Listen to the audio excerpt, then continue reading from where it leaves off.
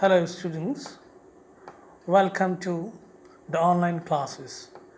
I am Mr. Arup. I will be teaching you alternative English.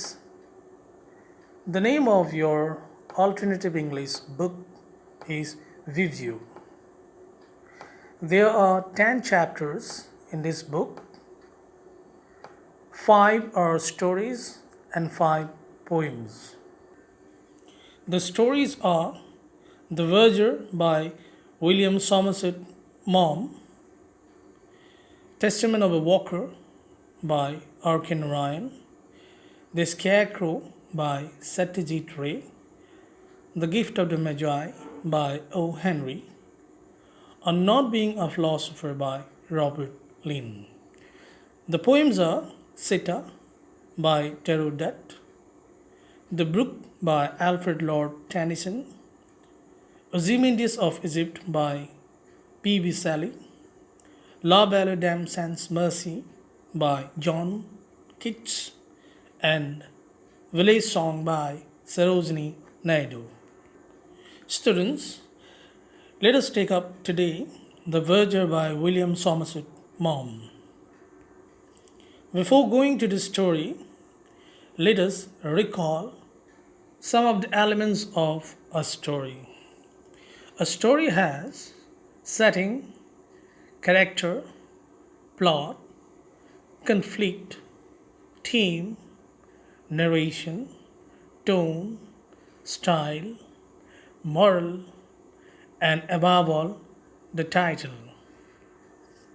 Setting of a story is the background or the social background based on which the story is being written. Character. Characters are the persons in the story. They are given roles to play by the writer. Plot. Plot is the framework of a story. Conflict. Conflict contains actions. Theme. Theme is the story itself. Narration. Narration is the storyteller. The narration can be in first person, that is, a character telling the story to the readers, or the writer himself. Tone refers to what type of a story is, whether it is a tragedy or a comedy or tragicomedy. Style of a story is the language used by the writer. The moral of a story can be explicit. Sometimes the moral is hidden and sometimes it is very critical. Title.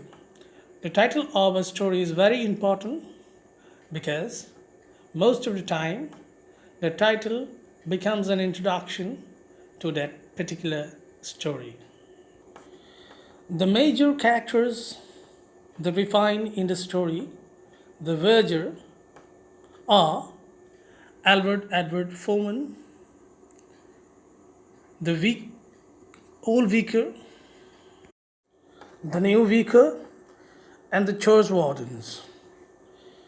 There are some minor characters that we get in the story, and we will be dealing with these minor characters when we go into the story. Now I'm going to read the first paragraph followed by explanation. The first paragraph. There had been a christening that afternoon at St. Peter's Naval Square, and Albert Edward Foreman still wore his Verger's gown.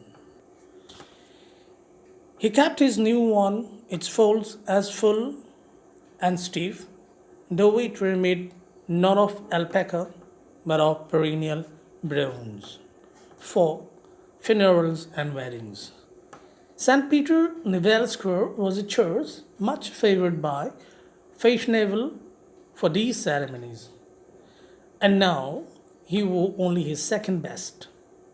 He wore it with complacence, for it was the dignified symbol of his office. And without it, when he took it off to go home, he had the disconcerting sensation of being somewhat insufficiently clad. He took pains with it, he pressed it and ironed it himself. During the 16 years he had been the verger of this church, he had had a succession of such gowns, but he had never been able to throw them away when they were worn out. And a complete series, neatly wrapped up in brown paper, lay in the bottom drawers of the wardrobe in his bedroom. In the first two lines of the paragraph, we are given two important things which we should take note of. The first is the introduction of the character. There's an introduction of a character, and his name is Albert Edward Foreman. And the second important thing is that he was the verger of St. Peter's Neville Square Church. So now, who is a verger? A verger is a person who takes care of a church, or in other words, he is a caretaker of a church. And Albert Edward Foreman is the verger of St. Peter's Neville Square. Now, where is St. Peter's Neville Square Church?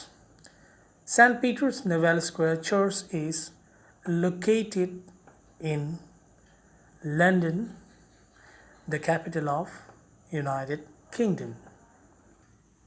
Here we are also given the setting of the story. The setting of the story is the church in a particular afternoon. In that particular afternoon, in the church of St. Peter's Neville Square, a function was going on. What was the function? The function was christening. Christening means giving a name to a newborn baby. So we get to learn that St. Peter's Neville Square Church was holding a christening function where Albert Edward Foreman was giving his service as the verger. He was wearing his second best verger's gown. Now, what is a verger's gown? Verger's gown is a dress given by the church to a verger. So, Albert Edward Foreman was in his second best gown. He kept his best gown for other occasions like funerals and weddings. St. Peter's Neville Square Church is much known for occasions like funerals and weddings. So, Albert Edward Foreman kept his best dress for such occasions. He kept his best dress in a very proper manner. It was made of the wool of alpaca. Alpaca is an animal, and the wool of this animal is used to make textile, and the best dress of Albert Edward Foreman was made of alpaca. But it looked as if it was made of perennial bronze because the folds of the dress were full and stiff. Albert Edward Foreman had great respect for his official gown. Whenever he used to wear his official gown, he felt very dignified and he wore it with complacence because he considered his official gown as a symbol of dignity.